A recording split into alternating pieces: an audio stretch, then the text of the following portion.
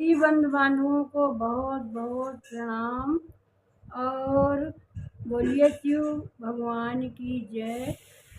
और पहले सभी लोग शिव भगवान को जय बोलिए और फिर आगे चलते हैं, शिव सार देखते हैं और पूजन भाव देखते हैं और पुराण का आनंद उठाते हैं।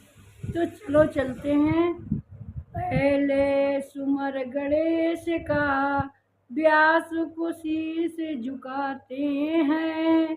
कमल चले निर्विघ्न सरस्वती, माथा हम नवाते हैं। आप बाधाएं हर लीजिए ऋषि सिद्धि का, आप दयालु हमको वर दीजिए। हमारा सभी को नमस्कार है और नमस्कार लीजिए और सभी लोग कथा का सुमिरन करें और सभी लोग सुने। आज विश्वेश्वर संहिता प्रथम खंड है शिव पुराण का, और तीर्थ में मुनियों का समागम होता है। सो आप लोग सुनिए। श्री व्यास जी बोले, एक समय की बात है कि श्री गंगा जी के काल में कालिंदी नदी के संगम पर परम पावन प्रयागराज में सभी ऋषियों मुनियों ने और सभी का समागम हुआ। और उस समय पौराणिक सूत जी ने कहा और वहाँ आए।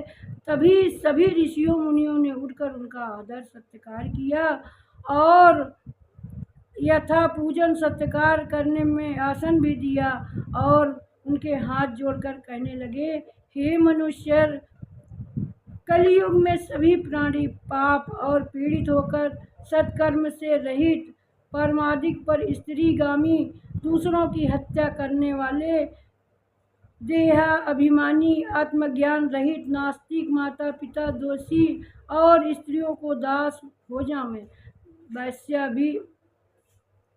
वैश्य भी संस्कार से हीन और कुकर्मी गामी होंगे। ऐसे शूद्र के अपने कार्य छोड़कर तिलक छापा और लगाकर ब्राह्मणों सा आचार करने से निकले तपस्वी ब्राह्मणों को तेज हरता, शालिग्राम आदि पाषाणों का दम्भ पूजन करने से कुकर्मी, विद्वान तथा धर्म लोकप सभी धर्म वर्ण नाशक दुष्कर्मी होंगे। स्त्रियां भी धर्म से रहित हो जाएंगी और तमोगुण वाली पति विमुख होकर यार के साथ रहने वाली, माता पिता की भक्ति से रहित, नित्य करुणा रहा करेंगी। अब उनकी कष्ट बुद्धि संतानों की दशा भी क्या होगी। सो आप जानते हैं, जब इस तरह की माताएं होंगी तो उनके पुत्र कैसे होंगे। बुद्धि सनातनो धर्म की दशा क्या होगी। ये सिद्धगत किस उपाय की प्राप्त होगी। अतः यह दुख विवरण करके बताइए और ऐसा कोई सरल उपाय बता दीजिए कि मुनियों को ये बात सुनकर सूत जी शंकर ध्यान से कहने लगे। सूत जी बोलते हैं, हे मुनीश्वरों, अपने लोक में हितकारी उत्तम प्रश्न किया है।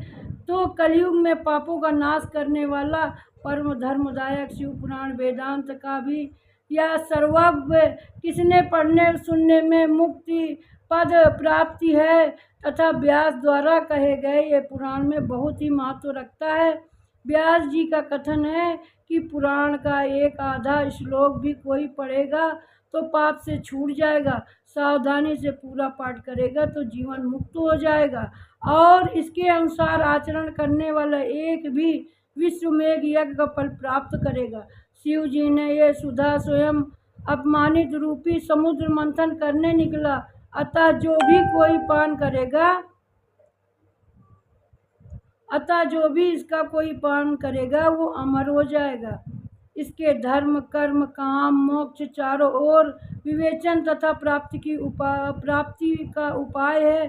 शिव जी ने लीला और सभी ज्ञान विज्ञान सभी एक ही लाख श्लोकों में बताया है। विश्वेश्वर संहिता में नंबर 1 विश्वेश्वर संहिता, नंबर 2 रुद्र संहिता, नंबर 3 विनायक संहिता और यथा उमा संहिता, नंबर 4 नंबर 5 मातृ संहिता, नंबर 6 एकादश रुद्र हर संहिता, नंबर 7 कैलाश संहिता और इसमें 6000 श्लोक हैं और नंबर 8 शतरुद्र जिसमें 3000 श्लोक हैं, 9 कोदित 9000 श्लोक हैं, इसमें 10 सहस्र कोटि रुद्र 11000 इसमें श्लोक हैं, 11 मानवीय 10 संहिता इसमें 10,000 श्लोक हैं, धर्म संहिता 12,000 श्लोक हैं।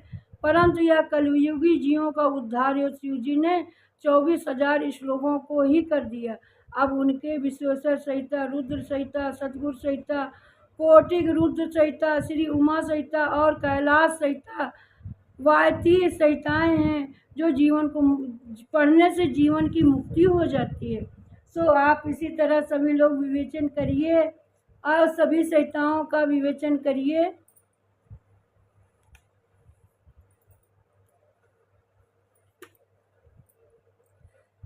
और ब्रह्मा जी की अब ब्रह्मा जी क्या उपदेश देते हैं, सभी लोग हम लोग मनन करते हैं।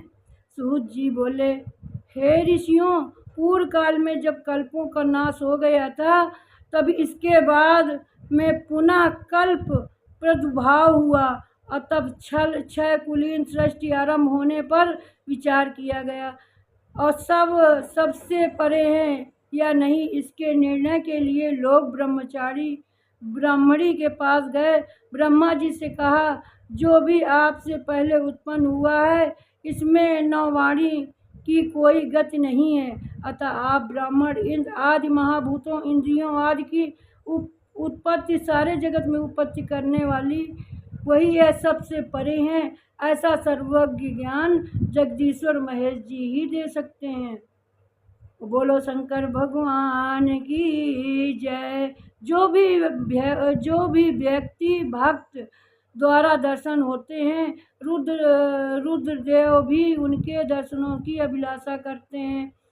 इनके प्रसाद से भक्ति ही नहीं प्रसाद प्राप्ति होती है। इस प्रकार बीज अंकुर बीज उत्पत्ति होती है। अतः आप लोग भी महादेव जी की प्रसन्नता के लिए दीर्घ यज्ञ शस्त्र मनाइए और शिव जी की कृपा से आप भी साध्य साधन ज्ञान होगा। मुनियों से पूछा, भगवान यह साध्य साधन क्या चीज़ है? तो मुनियों से जब पूछा भगवान जी से पूछा मुनियों ने, ये साध्य साधन क्या चीज़ है? तो ब्रह्मा जी ने कहा, यह साध्य शिव पद है और साधन उनकी सेवा है। तो वेद में विधि का विधान आराधना में उनकी प्राप्ति होती है। जो जैसा करता है वैसा ही फल मिलता है उसको, और कान से जो सुनता है वैसा ही वो मनन करता है। और क्योंकि महेश्वर सर्वथा उनके कीर्तन करने मनन करने योग्य है, अतः सांध्य पहुँचने में साधन पर जुट जाना चाहिए। गुरु द्वारा शिव योग प्राप्त करें तथा पहले क्लेश अवश्य आ सकता है, परंतु बाद में परमानंद की भी प्राप्ति होती है। बोलो शंकर भगवान की जय। सत्य कुमार व्यास संवाद। मुनियों ने पूछा, ब्रह्मा जी श्रवण मनन कीर्तन क्या है, कैसे किए जाते हैं? ब्रह्मा जी ने कहा, ईश्वर रूप गुण नाम तथा उनकी लीलाओं से अपनी पूजा और जप द्वारा रुचि पैदा करता है। वह निरंतर युक्तियों सहित अपने मन में जो सम्मुख करना मन पसंद कहलाता है। पर ब्रह्मा महादेव शंभु भगवान नामों का बार बार उच्चारण करता है, जाप करता है या कीर्तन करता है, उनको शिव भगवान बहुत वरदान देते हैं और शिव जी प्रसन्न होते हैं। और जो सत्संग में बैठकर महादेव की कृपा का गुणगान एवं कीर्तन करते हैं, सर्वोत्तम उससे आत्मा पवित्र हो जाती है। सूत जी बोले, हे मुनियों, मैं इस साधन के बारे में एक प्राचीन इतिहास सुनाता हूँ, सो सुनो। एक समय सरस्वती के तट पर मेरे गुरु भगवान व्यास भी जप कर रहे थे। वहाँ सत्य कुमार जी उनसे आकर पूछा, शिव जी प्रत्यक्ष ही सहायक हैं, को आप ऐसा तप क्यों कर रहे हो? व्यास जी ने उत्तर में कहा, मैं युक्त के लिए तप कर रहा हूँ। और सत्य कुमार जी के बोले, व्यास जी, भ्रम मुझे भी हुआ है और इसी प्रकार मैं भी युक्त के लिए ही मदराचल तप किया था। तब शिव जी की आज्ञा से नंदेश्वर ने मुझे बताया, शिव जी के कीर्तन श्रवण से मनन द्वारा ही मुक्ति मिल जाती है। इसीलिए तो हम लोग शिव जी की कीर्तन मनन सभी कुछ करते हैं और उनकी आराधना करते हैं और सभी का भ्रम भी दूर हो जाता है। अतः व्यास जी भी ऐसा ही कहें। ऐसा बोलकर सत्यकुमार जी भी चले गए। वहाँ ऋषि जी ने उनका श्रवण कीर्तन मनन करना करे वह बिना ही नित्य करने लगे और उनकी कृपा भी उन पर बरसने लगी। बोलो शंकर भगवान की जय।